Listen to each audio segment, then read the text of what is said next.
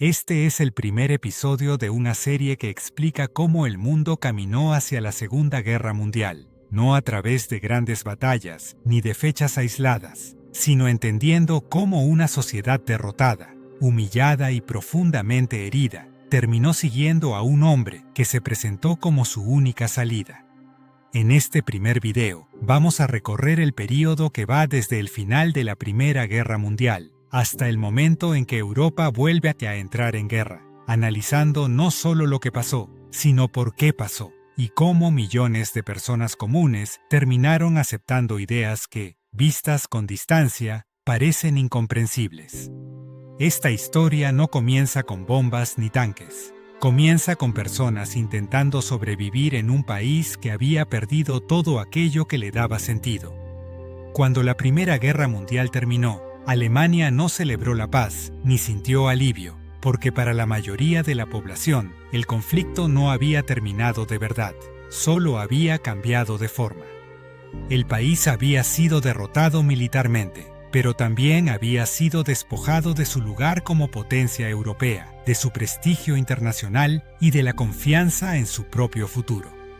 El Tratado de Versalles marcó ese quiebre de manera definitiva, porque no fue percibido dentro de Alemania como un acuerdo justo entre naciones, sino como una imposición diseñada para castigar y humillar. Alemania fue declarada culpable de la guerra de manera oficial, y esa culpa no quedó en el plano simbólico, sino que se tradujo en consecuencias concretas y permanentes. El país perdió territorios que durante generaciones habían sido considerados parte esencial de su identidad nacional. Regiones enteras quedaron bajo control extranjero y millones de personas despertaron un día viviendo en un país distinto sin haberse movido de su casa. El ejército alemán, que durante décadas había sido motivo de orgullo nacional, fue reducido a una fuerza casi simbólica, incapaz de defender el país, de proyectar poder o incluso de sostener la idea misma de soberanía. A esto se sumaron reparaciones económicas de una magnitud que muchos economistas de la época consideraban imposibles de pagar sin destruir por completo la economía nacional, lo que generó en la población una sensación constante de injusticia y sometimiento. Para millones de alemanes el mensaje era claro: no solo habían perdido la guerra, habían sido castigados para recordar esa derrota todos los días. Ese sentimiento no se disolvió con el paso del tiempo, sino que se volvió parte de la vida cotidiana, alimentando una mezcla peligrosa de frustración, resentimiento y rabia silenciosa. En los años posteriores a la guerra, la vida diaria en Alemania se volvió una lucha constante por la supervivencia.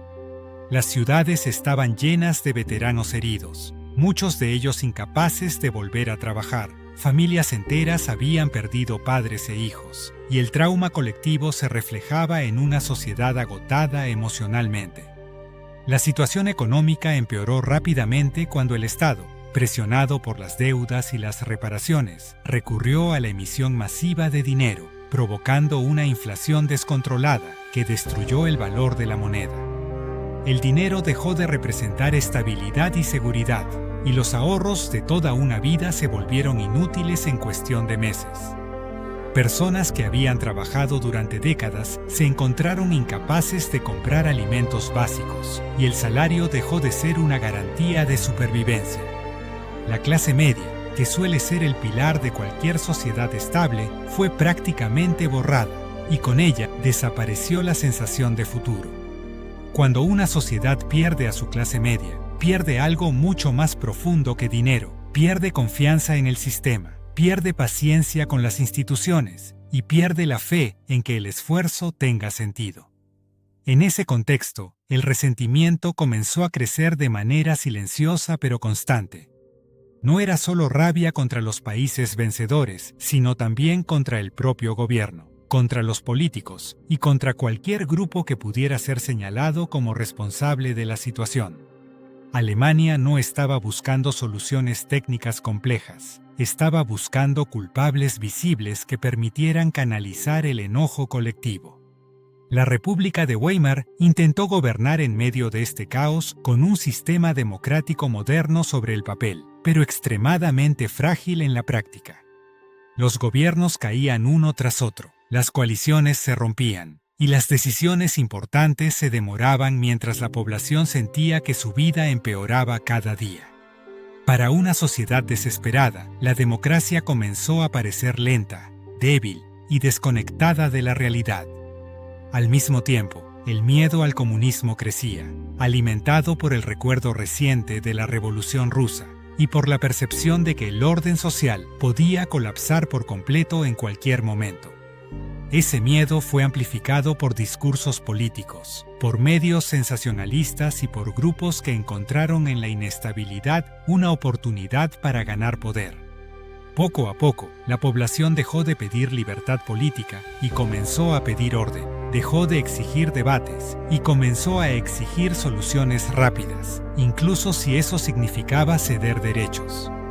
Ese cambio psicológico fue decisivo, porque cuando una sociedad cansada empieza a priorizar la estabilidad por encima de la libertad, se vuelve vulnerable a discursos autoritarios que prometen control y seguridad a cualquier costo.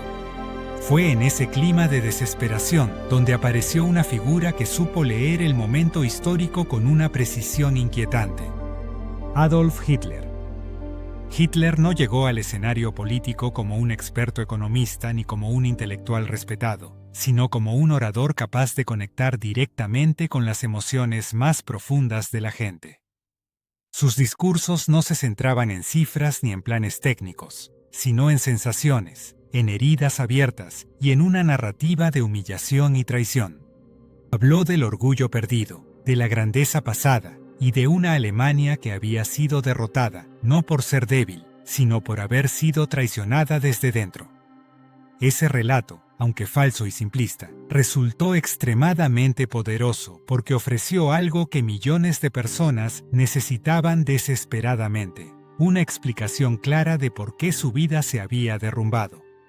Hitler señaló culpables concretos, políticos considerados traidores, comunistas y, de manera cada vez más insistente, los judíos, presentados como responsables de la derrota, de la crisis económica y de la decadencia moral del país.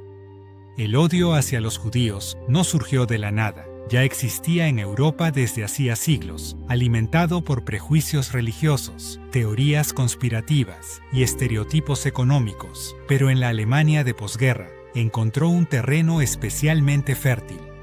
La propaganda transformó esos prejuicios antiguos en una narrativa política moderna, repitiendo una y otra vez la idea de que los judíos eran una amenaza interna que debilitaba a la nación. No importaba que la realidad fuera mucho más compleja, el mensaje era fácil de entender, fácil de repetir y fácil de recordar. El partido nazi comprendió rápidamente que la política ya no se ganaba solo con argumentos racionales, sino con emociones colectivas, y utilizó la propaganda de manera sistemática y obsesiva. Marchas multitudinarias, banderas, símbolos, música y discursos cuidadosamente coreografiados convirtieron la política en un espectáculo diseñado para generar pertenencia y obediencia. Asistir a un acto nazi no era solo escuchar un discurso, era sentirse parte de algo más grande, de un movimiento que prometía devolverle dignidad a una sociedad humillada. La repetición constante del mensaje generó normalización, y ideas que antes parecían extremas comenzaron a sentirse aceptables e incluso necesarias. En el año 1933, Hitler llegó al poder a través de elecciones, alianzas políticas y mecanismos legales, utilizando la propia democracia para destruirla desde adentro.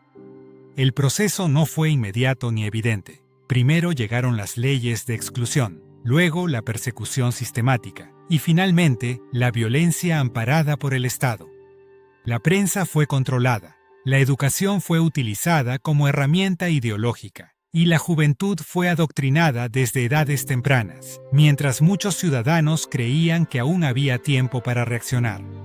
Cuando quisieron hacerlo, ya no quedaban mecanismos legales para resistir, y el poder había sido completamente consolidado.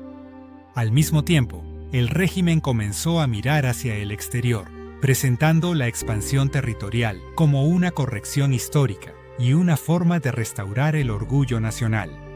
Cada avance aumentaba el apoyo popular y cada concesión internacional reforzaba la idea de invencibilidad, mientras las potencias europeas intentaban evitar un nuevo conflicto mediante negociaciones y silencios que solo fortalecieron al sistema.